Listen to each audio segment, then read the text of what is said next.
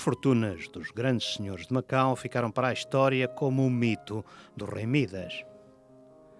O barão de São João de Porto Alegre, que deu o nome a esta rua, onde tinha o seu palácio, o maior e mais vistoso de Macau, mas de que quase nada resta, trancava as portas em tempos de tufão com pesados sacos de ouro. Os soalhos desta casa, propriedade do cirurgião Manuel Pereira, dobravam-se ao peso dos lingotes de prata que acumulava. Essas fortunas contrastavam, porém, com a pobreza, dir-se-ia, franciscana, reinante desde os primórdios no que respeitava à arte e à cultura.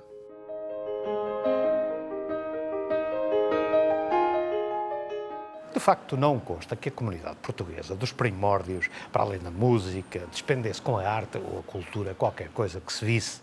Por isso, nesta vertente, o panorama dos primeiros séculos é completamente desolador. As primeiras figuras de vulto a aparecer foram o irlandês George Henry, o português Marciano Batista e o chinês Lam Qua, todos eles já bem dentro do século XIX.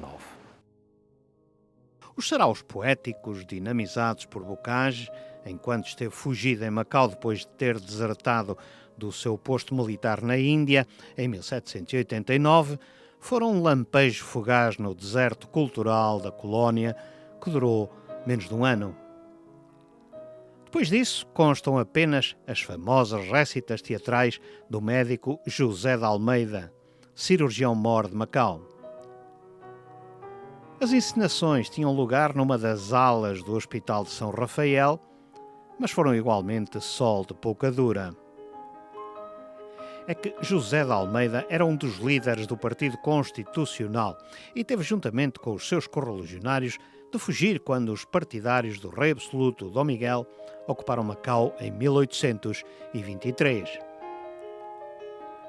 Os saraus cômicos e dramáticos do cirurgião-mor eram naturalmente vistos pelo regime absoluto e pelo clero capitaneado pelo bispo Dom Francisco de Nossa Senhora da Luz, Chacim, como uma imoralidade a que era preciso pôr termo. O médico, que era um apaixonado pela arte de Talma, não desanimou e ergueu um novo palco na nascente colónia inglesa de Singapura, onde se fixara para dirigir a organização do sistema de saúde da colónia britânica. Aqui o teatro era uma arte cultivada pelas elites e as representações do Dr. José de Almeida, nas quais congregava como atores toda a sua numerosa família, o médico tinha 14 filhos, ficaram famosas na história da cidade. Eram as récitas do Dr. José de Almeida.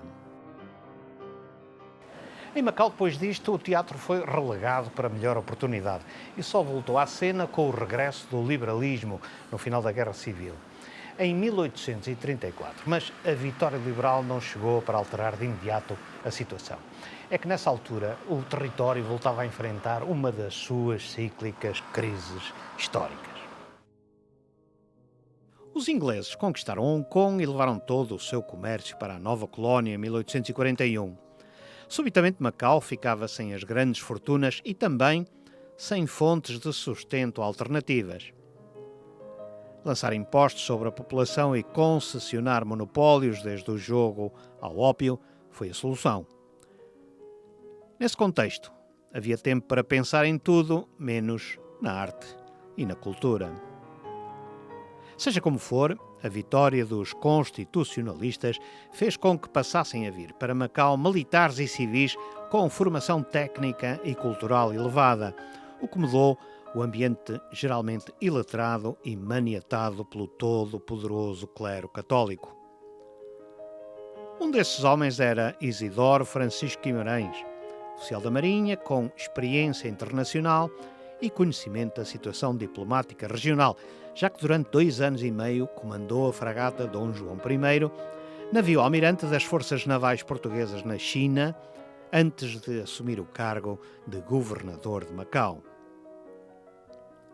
Depois de ter saneado as finanças públicas, Isidoro Guimarães conseguiu não só restabelecer o equilíbrio orçamental, mas também acumular pela primeira vez superávites que lhe permitiram acorrer a áreas sociais que até então nunca tinham sido sequer contempladas. O teatro era uma dessas negligenciadas áreas, apesar de ter sido sempre uma tradição enraizada que contava com fervorosos entusiastas. Os palcos levantavam-se na Praia do Manduco, nos Jardins do Barão de São João de Porto Alegre, ou então, no que era à época, o Retiro Campestre de Santa Sancha. Ou então, ainda, aqui no Largo de Santo António, fronteiro ao Jardim de Camões. É ainda provável que a comunidade britânica residente em Macau possuísse o seu próprio teatro. Bom, esse poderia ser o Teatro Luso-Britânico, construído pelo arquiteto macaense José Tomás de Aquino, sobre o qual existem algumas referências, ainda que muito lacónicas, nos arquivos. Fosse como fosse, certo é que tudo isso era provisório. Os palcos faziam-se e desfaziam-se até surgir mais um momento propício para levar à cena nova peça. Isto até Francisco Isidoro Guimarães considerar o movimento favorável ao arranque da arte de Talma em Macau, à semelhança do que melhor se fazia na Europa. E assim nasceu este teatro. Não se sabe lá muito bem porque o edifício foi concebido por Pedro Marques, que não era arquiteto nem engenheiro, mas tinha engenho e arte, como dizem, documentos coevos. Na verdade, Pedro Marques era o escrivão do Leal Senado. O teatro recebeu o nome de Dom Pedro V, que era o soberano reinante à época. Apesar do apoio do governador e do aparente dinamismo dos que se empenharam na sua criação, certo é que, em pouco tempo, a sociedade proprietária foi à falência e o edifício entrou num processo de degradação que parecia imparável. Valeu, por um lado, a presença de outro governador interessado no progresso cultural de Macau, o Conde de São Januário. Por outro, valeu também a do Barão do Cercal, Pedro Alexandrino de Melo. O Conde abriu os cordões à bolsa e o Barão, reputado arquiteto e engenheiro, refez o traçado da frontaria que lhe concedeu a clássica imponência que apresenta ainda hoje.